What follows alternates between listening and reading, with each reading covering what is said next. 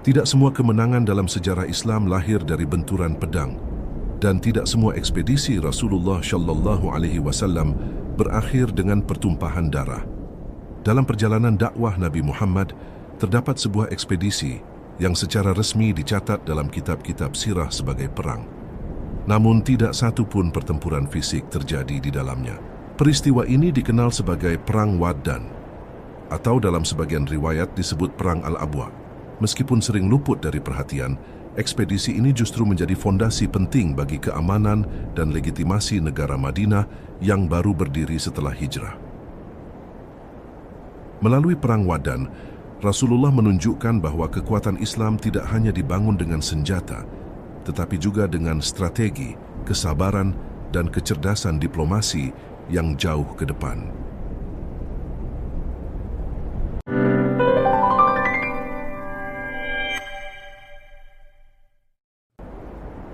Assalamualaikum warahmatullahi wabarakatuh.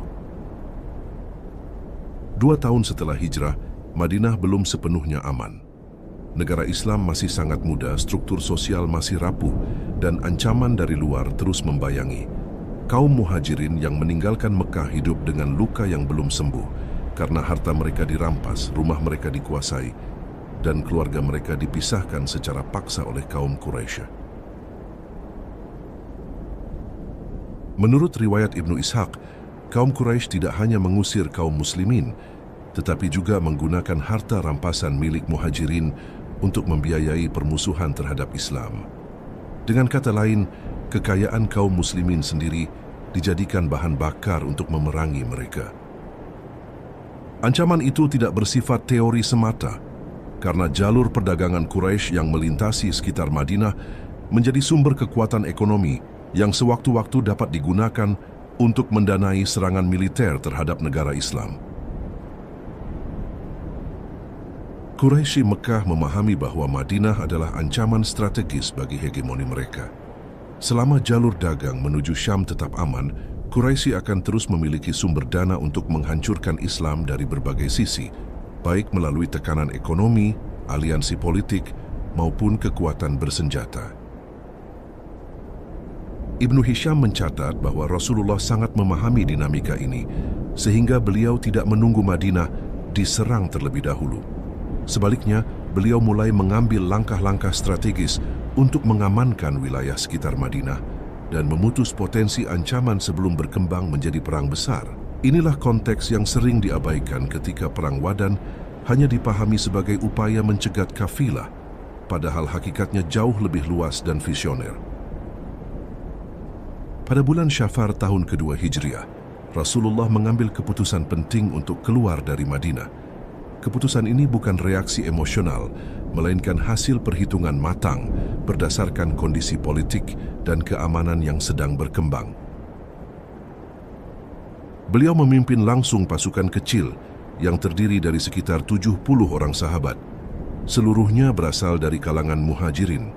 Tidak ada satupun dari kaum Ansyar yang ikut serta dalam ekspedisi ini, karena Baiat Aqabah pada saat itu belum mencakup kewajiban berperang di luar wilayah Madinah.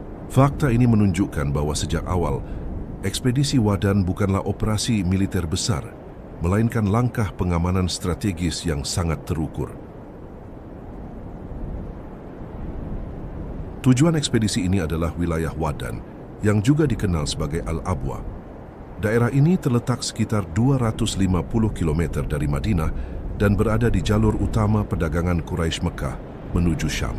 Secara geografis, Waddan memiliki nilai strategis yang sangat tinggi.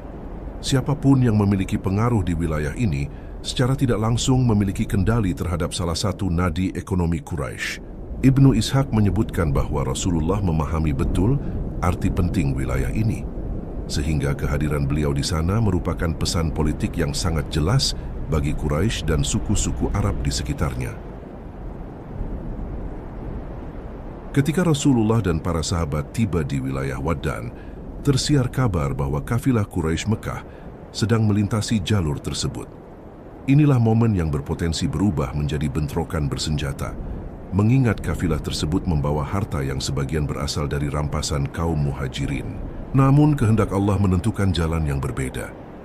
Tidak terjadi pertemuan langsung antara pasukan Muslim dan kafilah Quraisy sehingga tidak ada kontak fisik maupun pertumpahan darah dalam ekspedisi ini. Ketiadaan pertempuran inilah yang sering membuat Perang Waddan dianggap sepele. Padahal justru disinilah kebesaran kepemimpinan Rasulullah terlihat dengan sangat jelas. Di wilayah Waddan, Rasulullah bertemu dengan Amr bin Makhshu ad-Damiri, pemimpin suku Bani Damrah yang menguasai daerah sekitar Al-Abwa. Suku ini memiliki posisi strategis karena dapat menjadi sekutu Quraisy atau justru pelindung Madinah. Alih-alih menggunakan kekuatan militer untuk menekan mereka, Rasulullah memilih jalan dialog dan diplomasi. Pendekatan ini bukan tanda kelemahan, melainkan cerminan visi jangka panjang dalam membangun stabilitas wilayah. Ibnu Hisham mencatat bahwa pertemuan ini berlangsung dalam suasana tenang dan penuh pertimbangan, tanpa ancaman maupun paksaan.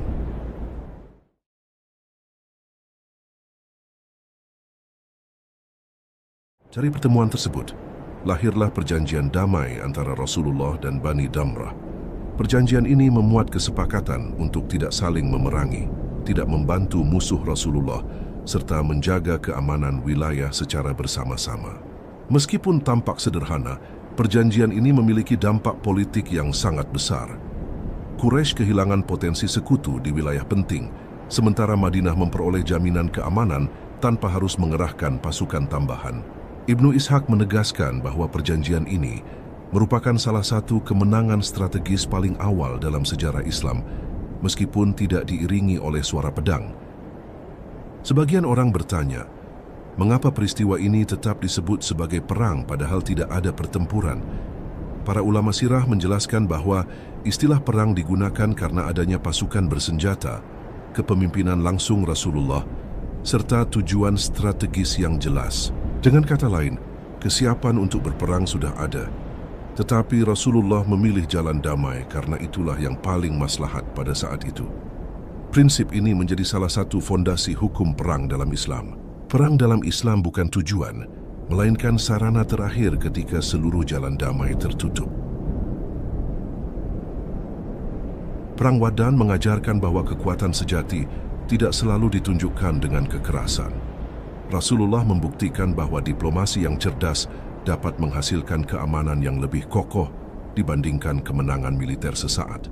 Peristiwa ini juga menunjukkan bahwa Islam sejak awal hadir sebagai kekuatan penyeimbang, bukan perusak tatanan sosial. Rasulullah membangun pengaruh politik tanpa menumpahkan darah dan membangun wibawa tanpa intimidasi. Inilah pelajaran penting yang sering terlewat dalam pembahasan sirah nabawiyah. Dampak Perang Waddan tidak berhenti pada satu perjanjian damai. Ekspedisi ini membuka jalan bagi ekspedisi-ekspedisi berikutnya, sekaligus menegaskan bahwa Madinah adalah kekuatan yang harus diperhitungkan. Suku-suku Arab mulai melihat Rasulullah bukan hanya sebagai nabi, tetapi juga sebagai pemimpin negara yang cakap dan visioner. Kepercayaan ini menjadi modal penting dalam dakwah Islam di tahun-tahun berikutnya. Semua ini terjadi tanpa satu pun korban jiwa. Melalui kisah Perang Waddan atau Al-Abwa, kita belajar bahwa Rasulullah SAW membangun kekuatan Islam bukan dengan tergesa-gesa, bukan dengan kemarahan, dan bukan dengan pertumpahan darah, melainkan dengan hikmah, kesabaran, dan visi yang jauh ke depan.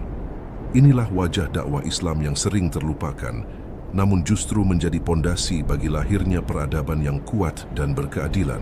Semoga kisah ini tidak hanya menambah wawasan sejarah kita, tetapi juga menguatkan pemahaman bahwa Islam sejak awal datang sebagai rahmat, penyeimbang, dan penjaga kehidupan manusia. Jika konten ini bermanfaat, jangan lupa untuk mendukung channel Pencari Berkah dengan menekan tombol subscribe, memberikan like, serta membagikan video ini agar semakin banyak orang dapat mengenal sirah Nabi Muhammad SAW secara utuh dan benar. InsyaAllah dengan dukungan kalian, channel Pencari Berkah akan terus menghadirkan kisah-kisah sejarah Islam, sirah nabawiyah, dan pelajaran berharga yang menenangkan hati serta menambah keimanan. Terima kasih sudah menyimak. Semoga Allah memberkahi setiap langkah kita dalam mencari ilmu dan kebaikan. Akhir kata, Wassalamualaikum warahmatullahi wabarakatuh.